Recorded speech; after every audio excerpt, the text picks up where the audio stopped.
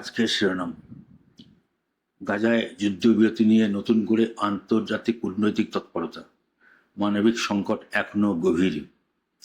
Ukraine Russia সংঘাতে drone হামলা অব্যাহত, শান্তি আলোচনার আহ্বান আরও জোরালো। সংসদের বর্ষাকালীন অধিবেশনকে ঘিরে জোর প্রস্তুতি, গুরুত্বপূর্ণ ইস্যুতে মুখোমুখি সরকার ও বিরোধীরা। মৌসুমী বায়ুর দাপটে একাধিক রাজ্যে ভারী বৃষ্টির পূর্বাভাস, প্রশাসনের সতর্কতা। পশ্চিমবঙ্গে, দক্ষিণবঙ্গ ও উত্তরবঙ্গে একাধিক জেলায় বৃষ্টি অব্যাহত, জল জমা ও ভূমিধসের আশঙ্কা। নমস্কার, আমি শিবনাথ খান। আপনারা দেখছেন ডেমোক্রেটিক ফ্রন্টিয়ার, সত্যের পক্ষে, মানুষের পাশে। আজকের সন্ধ্যা সংবাদে আপনাদের সবাইকে আমি স্বাগত জানাচ্ছি। শুরু করছি আজকের প্রধান খবর দিয়ে। গাজায় যুদ্ধবিরতি নিয়ে নতুন উদ্যোগ। প্রথমেই আন্তর্জাতিক খবর। মধ্যপ্রাচ্যের অস্থির পরিস্থিতির মধ্যে গাজাকে কেন্দ্র করে আবারও কূটনৈতিক তৎপরতা বেড়েছে। যুদ্ধবিরতি কার্যকর করা এবং জিম্মিদের মুক্তির লক্ষ্যে বিভিন্ন মধ্যস্থতাকারী দেশ নতুন করে আলোচনায় বসছে। আন্তর্জাতিক মহল মনে করছে দীর্ঘদিন ধরে চলতে থাকা এই সংঘাত শুধু আঞ্চলিক নয়, গোটা বিশ্বের মানবিক পরিস্থিতির উপরও প্রভাব ফেলেছে। জাতিসংঘ সহ একাধিক আন্তর্জাতিক সংস্থা জানিয়েছে, গাজার সাধারণ মানুষের কাছে পর্যাপ্ত খাদ্য, বিশুদ্ধ পানীয় জল এবং চিকিৎসা পরিষেবা পৌঁছে দেওয়া এখন সবচেয়ে বড় চ্যালেঞ্জ। বড় হাসপাতাল সীমিত পরিকাঠামো দিয়ে কাজ করছে। বিদ্যুৎ এবং জ্বালানির সংকট পরিস্থিতিকে আরও জটিল করে তুলেছে। একাধিক দেশ স্থায়ী যুদ্ধবিরতির পক্ষে মত প্রকাশ করলেও এখনো পর্যন্ত কোনো চূড়ান্ত আহ্বান সামনে আসেনি। ফলে সাধারণ মানুষের উদ্বেগ এবং অনিশ্চয়তা আগের মতোই রয়ে গেছে। আন্তর্জাতিক কূটনীতিকরা অবশ্য আশাবাদী যে আলোচনার পথ খোলা থাকলে ভবিষ্যতে একটি ইতিবাচক সমাধানের সম্ভাবনা তৈরি হতে পারে। এবার ইউরোপের খবর। ইউক্রেন রাশিয়া সংঘাতে নতুন উত্তেজনা। ইউক্রেন এবং রাশিয়ার মধ্যে সংঘাত এখনও অব্যাহত। সাম্প্রতিক সময়ে দুই পক্ষের তরফে ড্রোন ও ক্ষেপণাস্ত্র হামলার খবর সামনে এসেছে। উভয় দেশই একে অপরের বিরুদ্ধে সামরিক লক্ষ্যবস্তুতে হামলার অভিযোগ তুলেছেন। এই সংঘাতের জেরে ইউরোপের নিরাপত্তা, জ্বালানি সরবরাহ এবং বৈশ্বিক অর্থনীতির উপর প্রভাব নিয়ে উদ্বেগ প্রকাশ করেছেন আন্তর্জাতিক বিশেষজ্ঞরা। যুদ্ধ দীর্ঘায়িত হওয়ার সাধারণ মানুষের জীবনে কঠিন হয়ে উঠেছে। বহু মানুষ এখনো বাস্তুচ্যুত অবস্থায় রয়েছেন। এদিকে আন্তর্জাতিক মহলের একাংশ আবারও আলোচনার মাধ্যমে শান্তিপূর্ণ সমাধানের আহ্বান জানিয়েছে। বিশেষজ্ঞদের মতে যুদ্ধ যত দীর্ঘ হবে ততই অর্থনৈতিক এবং মানবিক ক্ষতিপূরণ বাড়বে। তাই সংঘাতের পরিবর্তে আলোচনার পথই দীর্ঘ মেয়াদে কার্যকর হতে পারে। ভারতের সংবাদ। সংসদের বর্ষাকালীন অধিবেশনকে ঘিরে রাজনৈতিক তৎপরতা। সংসদের আসন্ন বর্ষাকালীন অধিবেশনকে ঘিরে দিল্লিতে রাজনৈতিক তৎপরতা তুঙ্গে। সরকার গুরুত্বপূর্ণ কয়েকটি বিল এবং বিভিন্ন নীতিগত বিষয় নিয়ে আলোচনা করার প্রস্তুতি নিচ্ছে। অন্যদিকে বিরোধী দলগুলিও মূল্যবৃদ্ধি, কর্মসংস্থান, কৃষি, সীমান্ত নিরাপত্তা এবং বিভিন্ন জনস্বার্থের ইস্যুতে সরকারকে ঘিরে ধরার কৌশল ঠিক করছে। অধিবেশনকে কেন্দ্র করে বিভিন্ন রাজনৈতিক দলের বৈঠক ইতিমধ্যেই শুরু হয়েছে। সংসদের ভিতরে এবং বাইরে একাধিক গুরুত্বপূর্ণ বিষয়ে সরব হওয়ার ইঙ্গিত মিলেছে। রাজনৈতিক বিশেষজ্ঞদের মতে এই অধিবেশন দেশের নীতি নির্ধারণ এবং ভবিষ্যতের রাজনৈতিক সমীকরণ দিকে যথেষ্ট গুরুত্বপূর্ণ হতে চলেছে। রাজনৈতিক বিশ্লেষকদের মতে এই অধিবেশন দেশের নীতি নির্ধারণ এবং ভবিষ্যতের রাজনৈতিক সমীকরণ দিক দিয়ে যথেষ্ট গুরুত্বপূর্ণ হতে চলেছে। ফলে সংসদের প্রতিটি দিনের কার্যক্রমের দিকে নজর থাকবে সারা দেশের। মৌসুমী বায়ু দেশে সক্রিয়। দক্ষিণ পশ্চিম মৌসুমী বায়ু বর্তমানে দেশের বিস্তীর্ণ অংশে সক্রিয় রয়েছে।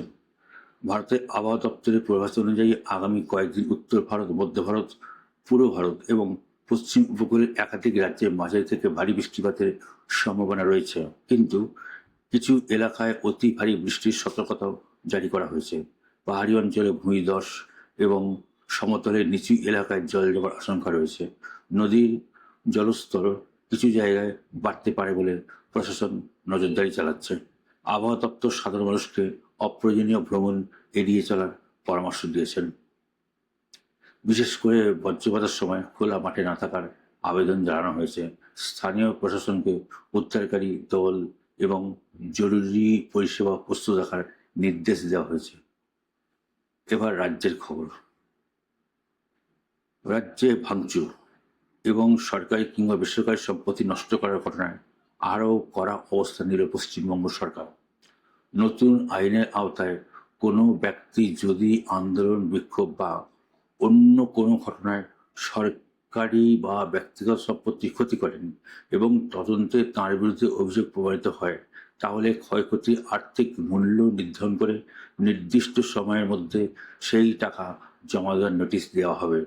নির্ধারিত সময়ের মধ্যে ক্ষতিপূরণ জমা না দিতে পারলে অভিযুক্ত সম্পত্তি বাজেয়াপ্ত করে নিলামের মাধ্যমে ক্ষতিপূরণ আদায়ের বিধানও রাখা হয়েছে। রাজ্য সরকারের দাবি, এই আইনের মূল উদ্দেশ্য হল জনসাধারণের সম্পত্তি রক্ষা করা এবং ভাঙচুরের প্রবণতা রোধ করা। প্রশাসনের মতে শুধু ফৌজদারি মামলা করলেই অনেক ক্ষেত্রে ক্ষতিগ্রস্ত সম্পত্তির আর্থিক ক্ষতিপূরণ হয় না, তাই দায়ী ব্যক্তিদের কাছ থেকেই সেই ক্ষতি আদায়ের ব্যবস্থা করা হয়েছে। অন্যদিকে বিরোধী রাজনৈতিক দলগুলি একাংশ এই আইন নিয়ে প্রশ্ন তুলেছে এবং এর প্রয়োগ নিয়ে উদ্বেগ প্রকাশ করছে। রাজনৈতিক মহলের মতে আগামী দিনে এই আইন বাস্তবে কিভাবে কার্যকর হয় তার উপরেই নির্ভর করবে এর প্রভাব এবং গ্রহণযোগ্যতা। এবারে পশ্চিমবঙ্গে একটু আবহাওয়াটা বলি, কারণ পশ্চিমবঙ্গের আবহাওয়া এখন প্রচণ্ড বিপজ্জনক অবস্থা রয়েছে। পশ্চিমবঙ্গের বর্ষার প্রভাব এখনো অব্যাহত। পশ্চিমবঙ্গে বর্ষার প্রভাব এখনো অব্যাহত। দক্ষিণবঙ্গের কলকাতা, হাওড়া, হুগলি, উত্তর চব্বিশ পরগনা, দক্ষিণ চব্বিশ পরগনা, পূর্ব ও পশ্চিম মেদিনীপুর, নদিয়া, পূর্ব বর্ধমান এবং বীরভূমে একাধিক এলাকায় দফায় দফায় বৃষ্টি হয়েছে। উত্তরবঙ্গের দার্জিলিং, কালিম্পং, জলপাইগুড়ি এবং আলিপুরদুয়ারে ভারী বৃষ্টির সম্ভাবনা রয়েছে। পাহাড়ি এলাকায় ভূমিধসের আশঙ্কা থাকায় পর্যটকদের সতর্ক থাকার পরামর্শ দেওয়া হয়েছে। আবহাওয়ার কারণে কিছু এলাকায় যান চলাচল ধীর হয়েছে। নিচু এলাকায় জল জমার সমস্যা দেখা দিয়েছে। পৌরসভা এবং জেলা প্রশাসন বিভিন্ন এলাকায় পরিস্থিতির উপর নজর রাখছে। প্রয়োজনে দ্রুত জল নিষ্কাশনের ব্যবস্থা করা হচ্ছে।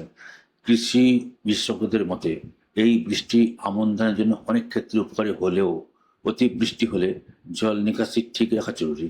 অন্যদিকে শহরাঞ্চলে নাগরিকদের অপ্রয়োজনীয়ভাবে জল জমা এলাকায় না যাওয়ার পরামর্শ দেওয়া হয়েছে। এবারে আবহাওয়ার বিস্তারিত আপডেট, এটাও কিন্তু খুব গুরুত্বপূর্ণ। আগামী 24 ঘন্টায় পশ্চিমবঙ্গের বেশিরভাগ জেলায় আকাশ মেঘলা থাকবে। দক্ষিণবঙ্গে দফায় দফায় বজ্রবিদ্যুৎ সহ মাঝারি থেকে অতি ভারী বৃষ্টির সম্ভাবনা রয়েছে। উত্তরবঙ্গের পার্বত্য এলাকায় কোথাও কোথাও অতি ভারী বৃষ্টিও হতে পারে। কলকাতার সর্বোচ্চ তাপমাত্রা 32°C আশেপাশে এবং সর্বনিম্ন তাপমাত্রা 26 থেকে 27 ডিগ্রির মধ্যে থাকতে পারে বলে আলিপুর আবহাওয়া সূত্রে জানা গিয়েছে। বাতাসে আর্দ্রতার পরিমাণ বেশি থাকায় ভ্যাপসা গরম অনুভূত হতে পারে। মৎস্যজীবীদের সমুদ্রে যাওয়ার আগে আবহাওয়ার সর্বশেষ বুলেটিন থেকে নেওয়ার পরামর্শ দেওয়া হয়েছে।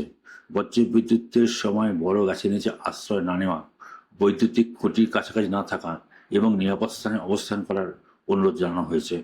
যাঁরা সড়কপথ দীর্ঘযাত্রা করবেন তাদের গাড়ির গতি নিয়ন্ত্রণে রাখা এবং পর্যাপ্ত দূরত্ব বজায় রেখে গাড়ি চালানো এবং জল জমা রাস্তা এড়িয়ে চলার পরামর্শ দেওয়া হয়েছে। পাহাড়ি এলাকায় ভ্রমণকারীদেরও প্রশাসনের নির্দেশিকা মেনে চলতে বলা হয়েছে। এবার কিছু টুকুর খবর আসছে। ধর্মতলায় অনুমতি দিল না কোর্ট। তারামণ্ডলী খুশি কালীঘাট, মঞ্চ বাঁধতে না দিলে পথে খালি গলাতে সভা, বললেন প্রাক্তন মুখ্যমন্ত্রী মমতা বন্দ্যোপাধ্যায়। মদন মিত্র বললেন যে অভিষেকের জন্যই জেলে গেছেন, অনুব্রতের সায় দিলেন মদন্য। এয়ার ইন্ডিয়া দুর্ঘটনা তদন্ত শেষ হবে 6 সপ্তাহে, চূড়ান্ত রিপোর্ট কবে সুপ্রিম কোর্টে জানালো তদন্তকারী সংস্থা।